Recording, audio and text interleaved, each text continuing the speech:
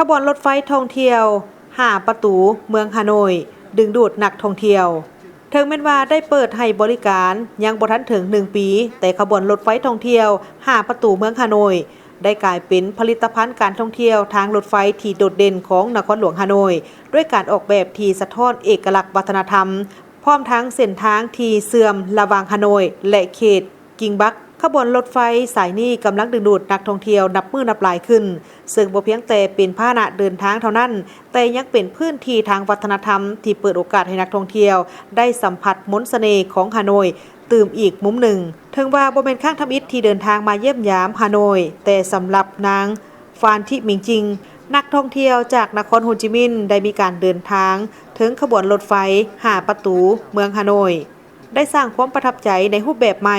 ปองเยี่ยมขนาดใหญ่ได้รับการออกแบบให้มีมุมที่กว้างและเพื่อให้ผู้โดยสารสามารถชมทิวทัศน์ของนครหลวงและสัมผัสจังหวะชีวิตของฮานอย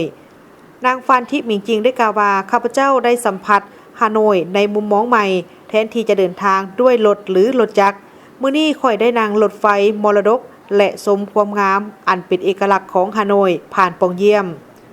นอกจากชมทิวทัศน์แล้วผู้โดยสารยังได้สัมผัสกับบรรยากาศวัฒนธรรมแบบดั้งเดิมอย่างใกล้ชิดแต่ละประตูรถไฟถูกออกแบบให้สะท้อนให้เห็นถึงเรื่องราวของวัฒนธรรมในแต่ละยุคสมัย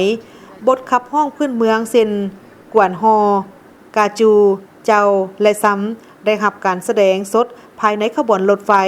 เปลี่ยนการเดินทางให้กลายเป็นการเสพศิลปะที่น่าประทับใจนางเงียนที่บิ๊กงอกนครโฮจิมินห์ได้กล่าวว่าเป็นประสบการณ์ที่แปลกใหม่นี่เป็นขบวนรถไฟทำอิฐที่ได้เฮ็ดให้ประชาชนสัมผัสพื้นที่วัฒนธรรมบูฮาน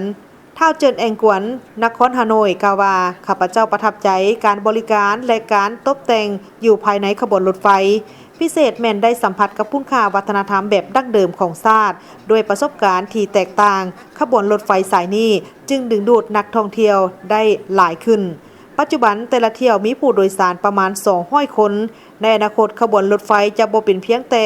เป็นพาหนะขนส่งแต่ละภาคพื้นที่นักท่องเที่ยวได้เข้าถึงประวัติศาสตร์และมรดกทางวัฒนธรรมอย่างมีชีวิตชีวา